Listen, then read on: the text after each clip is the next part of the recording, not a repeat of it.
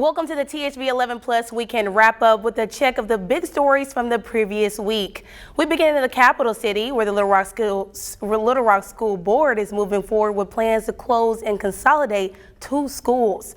After weeks of intense debate, Thursday's night's meeting came down to a single vote. Ashley Godwin has been tracking this story from the beginning and breaks down what's next.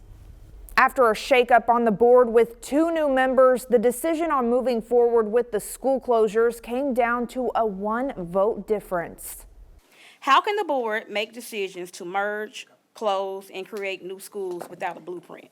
Find out what other ways we can work our budget so that we keep all of our schools open for all of our students. After weeks of conversation about school closures and consolidations in the Little Rock School District, some still made a last-minute effort to convince the board to vote no. It's just a terrible thing to have to put a community through. Several board members expressed their disapproval of this option, some wanting to look at other ways to cut the budget. I'm sort of that person that thinks that sometimes you need to work outside the box, so my answer would be no as well. And I had to ask myself, would I allow my daughter to go through this and not know where and what to expect? And the answer is no. The board was tasked with voting on several recommendations to, quote, optimize LRSD. The consolidation of Carver and Washington were on the list, as well as closing Brady Elementary. During these votes, the board was split down the middle, literally. It was a 5-4 decision, with one side of the board voting yes, while the other side was against. This is not an easy decision for any of us. And I understand that tough decisions have to be made, but sometimes we have to come up with tough solutions and not tough excuses. The board voted on 3 other recommendations that passed unanimously. These included making Dunbar Middle School a magnet school, adding more seats to early childhood education, and considering elementary bilingual programs. Back to you. Thank you, Ashley. The district estimates the school closure and consolidations will save the district close to $3 million. Now, people living in Alexander are reacting after the mayor abruptly fired the police chief and 2 other police officials this week. It's now raising concerns about public safety in the city. Mayor Crystal Herman tells us in a statement she thinks the department's leadership needed, quote, change and realignment. That comes as news to some city council members who feel the department is helping the Little Rock area grow. Wonder why they done it. They done so much for this city. Those are the reactions from fellow city leaders Wednesday after Alexander Mayor Crystal Herman announced on Tuesday a leadership change, firing the chief of police Robert Burnett as well as his assistant chief and the administrative sergeant. I was really saddened because of what they have done around here. You know, they've done miracles around here work-wise. Mitchell Wayne Smith is one of the city council members who says they learned of the termination secondhand. The firing shocked him, especially since the council applauded the chief for his hard work in the city just this past Monday with the mayor right there. Just great police work. And he is not alone on the council questioning the timing. I was just dismayed that anybody would do that. But according to Arkansas law, Mayor Herman can fire a department head. Then again, 2/3 of the full city council can override that decision. So that is what City Councilwoman Juanita Wilson plans to try to do. I would vote to override her veto. Because I'm telling you, we don't need to lose good police just because she wants to go in another direction. But there is some support for the mayor's decision. Tori Segal lives in the city and wants to give her the benefit of the doubt. That the mayor wants them to take, we want to take a step further in protecting our people and making everything safer for everyone else.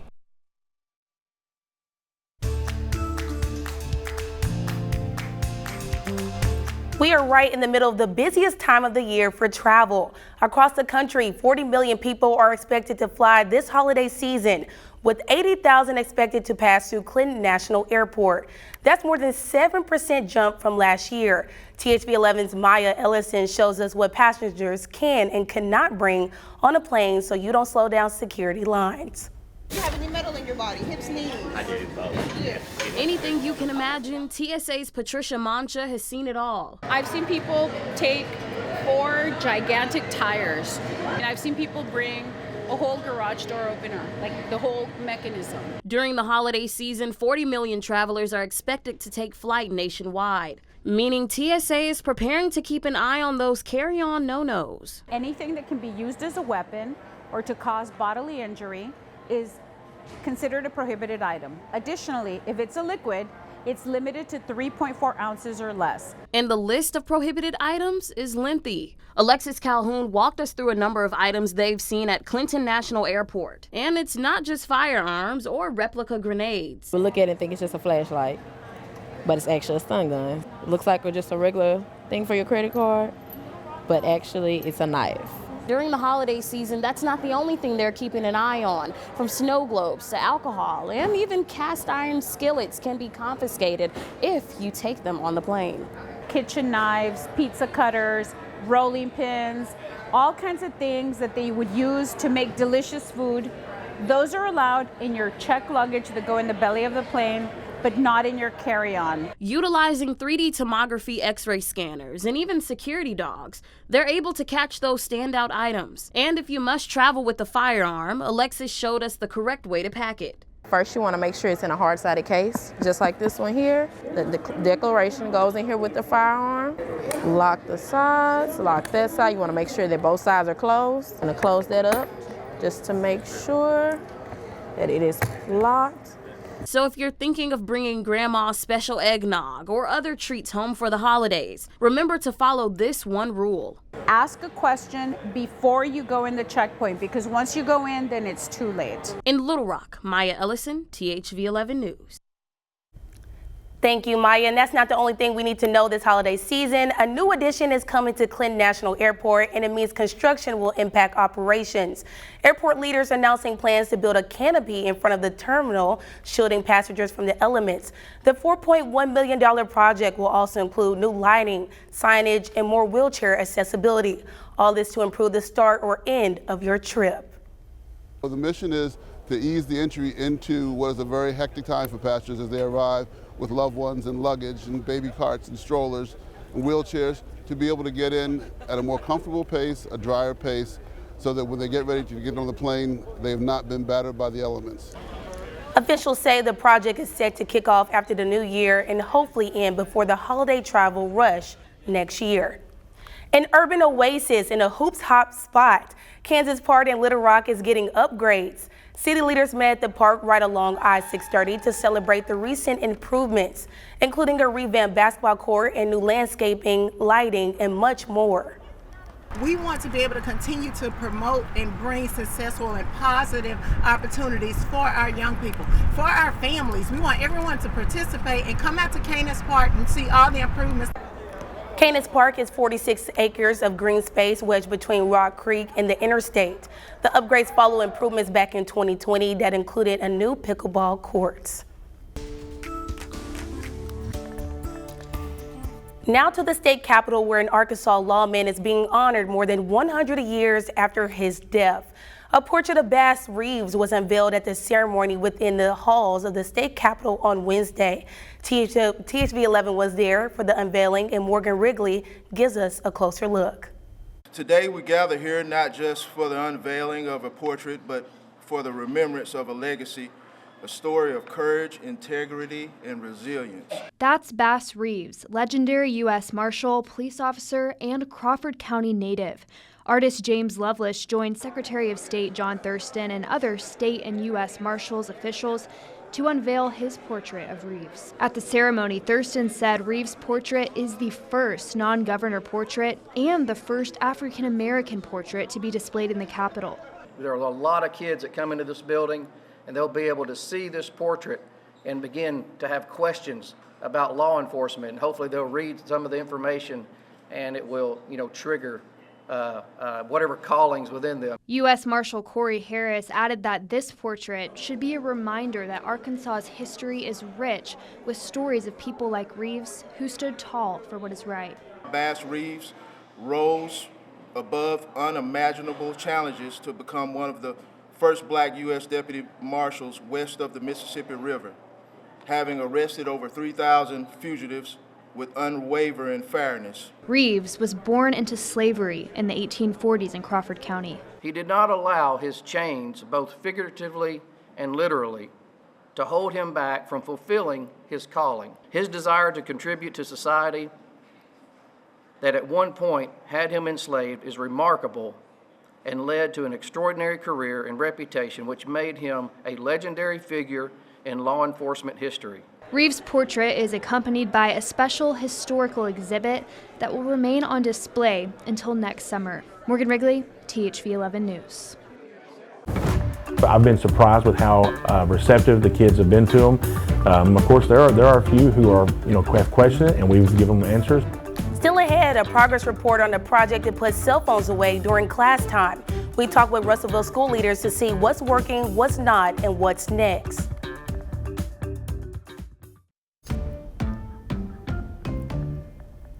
This week, Governor Sarah Huckabee Sanders called attention to something she says needs urgent action from Congress. She sent a letter Monday pushing for the passage of Kids Online Safety Act. In it, the governor says, in part, quote, big tech companies know their algorithms are harming kids. They have been given chance after chance to fix the problem themselves. Now it's time for lawmakers to take action, end quote. Under the proposal, the Kids Online Safety Act will create what's called a duty of care for online sites and apps. That means companies will be required to prevent and mitigate harms that children face, including bullying, eating disorders, and sexual exploitation. In a letter, the governor also highlighted her administration's efforts to reduce phone use in schools, including a pilot program helping schools go phone-free in the classroom. About 180 public school districts have signed up receiving funding for cell phone pouches. Each student gets one at the start of the day where they can put their phone away. I went to Russellville to see how the program is going there after some pushback from parents. In the fight for students' attention, a new tool is giving schools the upper hand. Well, we've always been a phone-free campus, but this year, that the pouches gave us another layer of support there. Educators adjusting to a generational shift that all started with cell phones. We're an information-driven, social media-driven, phone-driven society, and for a lot of people, they can handle that. And for a lot of adolescents, especially the junior high and the high school level, it's too much. Nick Mounts is the principal at Russellville High School. Matt Korsmeyer is the principal at the junior high. Both are leading their schools in a new program that requires students to put away the phones in a locked pouch. We have almost 1,300 10th through 12th grade students, and we have obviously a pouch for every one of them. And they're not alone. Over the summer, Governor Sarah Huckabee Sanders launched a pilot program as a way to deal with what she calls a youth mental health crisis. Through the initiative, schools across the state can receive grant money to buy pouches for students to put their phones up when class is in session. A few weeks in, Mounts and Korsmeyer, they're already seeing a difference. When they come into the classroom, they know they need to pouch their phones, and so they've done remarkably well. They really have. Of course, there are a few who are have questioned it, and we've given them answers, and we've given the rationale behind it. That everything we do is to direct their attention back to their learning. The state pays for the pouches, but it's the schools that come up with how to implement them. With every policy comes consequences for not following it. In Russellville, students will have to pay $30 to replace a pouch if it's damaged or lost, and repeated offenses can land them in in-school suspension. It does cost money. It's like their computers. If they destroy their computer, they lose a computer. We've got to have some sort of reimbursement for that, or however to get that back. While there are some parents who feel that the policy is too strict, school officials say there are a lot who understand.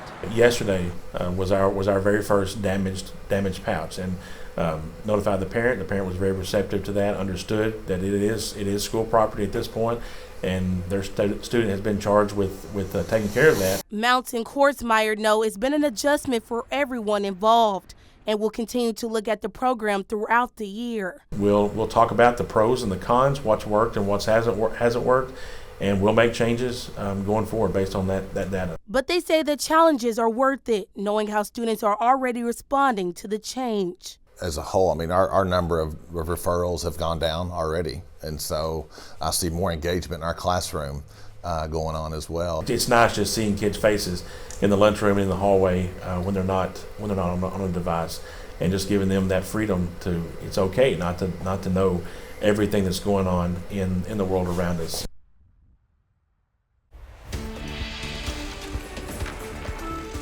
Now to a THV11 morning original, stories you see first on Wake Up Central. Most people put their Christmas decorations up after Thanksgiving, but one Lono County women's display starts coming together before Labor Day. Michaela Johnson meets the curator of an extravagant Christmas village. Christmas is marked by decorations. Donna Chaddick has created her own Christmas wonderland with collectibles. My children have given me pieces, different friends give me pieces. Walking into the side room might just stop you in your tracks. Oh, I'm amazed that it's come together so much. At least 1,000 pieces make up Donna's Christmas village. The collection started 4 decades ago. The beauty built out of tragedy. Our house burned 8 days before Christmas in '84. So after that, I started collecting pieces. Each piece has a purpose, a part of an entire story, told in 8 sections. Right here is the farm section. Then the school section, an homage to her more than 50 years as a teacher. I have a school bus with Humphrey back there. And I have It's a Wonderful Life. This is Bedford Falls. I don't have all those pieces, but I sure would like to have them. I have a daughter whose name is Shelley. So this is Shelley's Diner, and her sign is up there. And it doesn't stop there. A hunting area, residential, churches. And this is the oldest piece I have. That little church right there was my mother-in-law's. And when she passed away, I got it. It's really sentimental. Then there's commercial, and notably ending the line is Santa's workshop. The detail inspiring. Well, usually it takes me about 2 months. Her Christmas village is a labor of love. I start Labor Day. This year I started the week before Labor Day, and I got through on October 24th. The fastest it's ever gone up. And don't be fooled, her husband is around, but she does this all herself. He helps get containers down from the attic, but he doesn't put anything up. No one can put it up like I do. Will you ever say no to a new Oh, absolutely not. You're happy to grow it. Oh, absolutely. A handful of new pieces added just this year. I got my Walmart. I have the Ford dealership. Surprisingly, she's found ways to store it all. Sheet of plywood that I put house boxes on and shove it under a bed.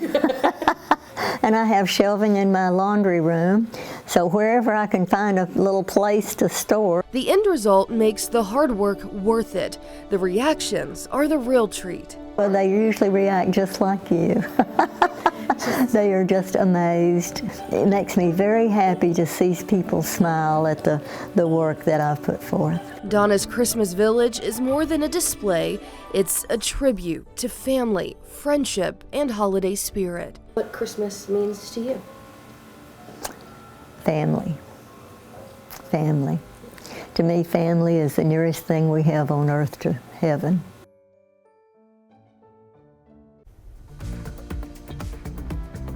Coming up, Majestic plans. There's new hope for a long, vacant, and valuable piece of property. A closer look at new plans to bring the site of a Hot Springs landmark back to life. We'll be right back here on THV11 Plus.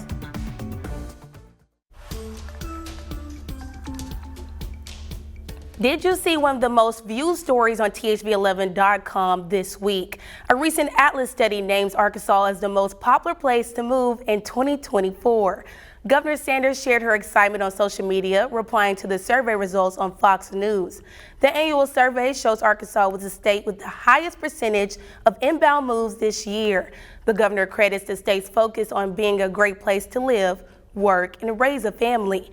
By the way, our neighbor to the south, Louisiana, ranked #1 for the highest number of people leaving the state. Now to exciting news for Arkansas's #1 vacation destination, Hot Springs.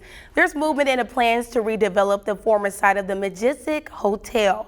The property still sits empty 10 years after the landmark burned to the ground.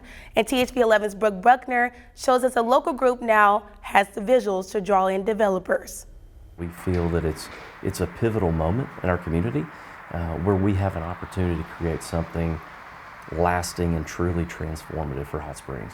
That's the goal for Hot Springs Metro Partnership as they continue the search for a developer to build something new in the heart of downtown. We worked with David French, local architect, and his team to develop renderings really to articulate the vision that we've described verbally for about the last year. Scott Dews, the chairman of the Majestic Site Committee, says they hope to create a majestic village that will draw in visitors from out of town. What we've envisioned is high-end hospitality, high-end residential condo, retail, restaurant, to make it to feel like an outdoor village that you can walk around and just experience. While also including the mountain biking community. That property sits at the base of world-class mountain bike trails.